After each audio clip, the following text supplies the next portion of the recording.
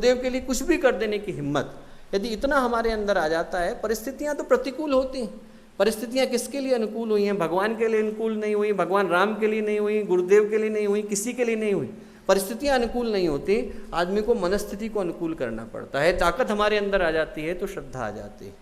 दूसरी जो चीज़ दोस्तों, हम लोग यहाँ पर आए हैं और गुरुदेव के जीवन का जो मूल केंद्र रहा वो साधना रही। हम लोग देखें तो गुरुदेव के जीवन का जो मूल आधार है वो निरंतर की तपस्या, निरंतर की साधना। अंत के 5 वर्ष भी गुरुदेव ने अहर्निश साधना में लगाए। और हम लोग गायत्री परिवार का अंश और अंग बने ही इसलिए हैं कि हमारे जीवन में साधना आ सके। जो मनुष्य का जीवन है सौभाग्य भी है और संभावना भी है। इसके अंदर दो, तो ऐसा समझ लीजिए कि एक कमरा है जिसके 2 दरवाजे हैं। एक दरवाज़ा तो उस तरफ को खुलता है जिस तरफ से रावण, दुराचंद, एक से एक बढ़कर के बुरे लोग, हिटलर, मुसोलिनी, हिरण्यकश्यप, ऐसे लोग निकल करके आते हैं। एक दरवाज़ा तो बुराई की तरफ खुलता है, पतन, पराभव, पाप, बुराइयाँ सारी की सारी उस दरवाजे से आती हैं। और एक दरवाज़ा भगवान की ओर खुलता है। उधर का दरवाज़ा खुल जाए तो फिर हमारे अंदर के ऋषि को, मुनि को, देवता को, सिद्ध को, महात्मा को जागते देर नहीं लगती। और वो दरवाज़ा यदि खुल जाता है तो गुरुदेव ने उसका नाम दिया है मनुष्य में देवत्व का उदय और धरती पर स्वर्ग का अवतरण। इंसान वही रहता है।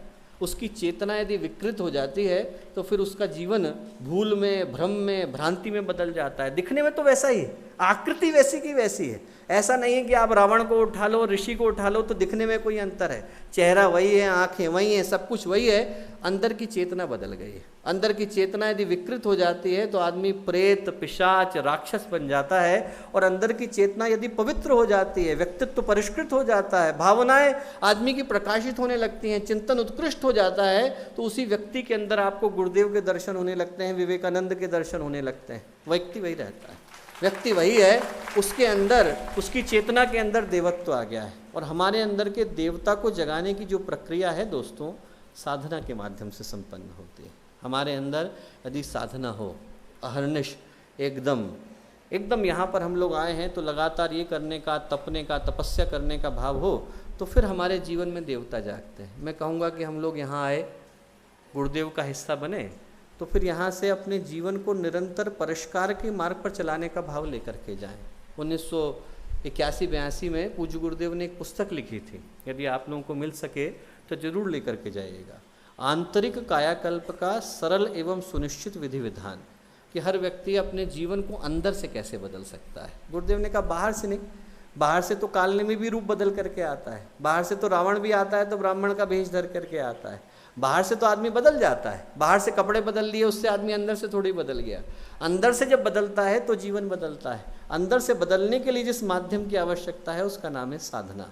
हम लोग यहाँ पर आए हैं तो एक भाव लेकर के जाएं कि जीवन में नवरात्रि की साधना, चंद्रायण की साधना, निरंतर एक के बाद एक दूसरी साधना हमारे संस्कारों का परिमार्जन करने के लिए, हमारे जीवन का परिष्कार करने के लिए कैसे हमारे व्यक्तित्व का अंग बन सकती है, लेकर के जाएं।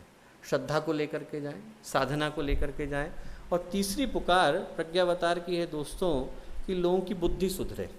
आज की तारीख में लोगों के पास बुद्धि की कमी थोड़ी है, बुद्धि पर्याप्त है, अकल पर्याप्त है। आदमी के पास बहुत सारी बुद्धि आ गई। पहले की तुलना में आदमी ज़्यादा डिग्रियां लेकर के घूम रहा है, पीएचडी पहले की तुलना में ज़्यादा है। पर उस बुद्धि का उपयोग क्या करता है आदमी? बुद्धि का उपयोग जो है भ्रष्टाचार के लिए करता है, बुद्धि का उपयोग जो है गलत काम करने के लिए करता है। कम बुद्धि है तो आदमी मंदिर के बाहर खड़े होकर के चप्पलें चुराता है। ज़्यादा बुद्धि हो गई तो देश बेच करके चला जाता है। आदमी के पास बुद्धि ज़्यादा हो गई तो ऐसा नहीं है कि वो देश के भले के लिए कर रहा है। आदमी के पास बुद्धि ज़्यादा हो गई तो उतना ही बड़ा षड्यंत्र कर रहा है, उतना ही बड़ा स्कैम कर रहा है, उतना ही बड़ा घोटाला कर रहा है।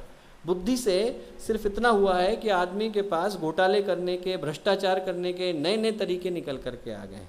उस बुद्धि को सुधारने की आवश्यकता है। हमारे YouTube चैनल शांति कुंज वीडियो गायत्री परिवार को सब्सक्राइब करें एवं बेल आइकन जरूर दबाएं ताकि गायत्री परिवार की विभिन्न गतिविधियों की जानकारी आपको मिलती रहे।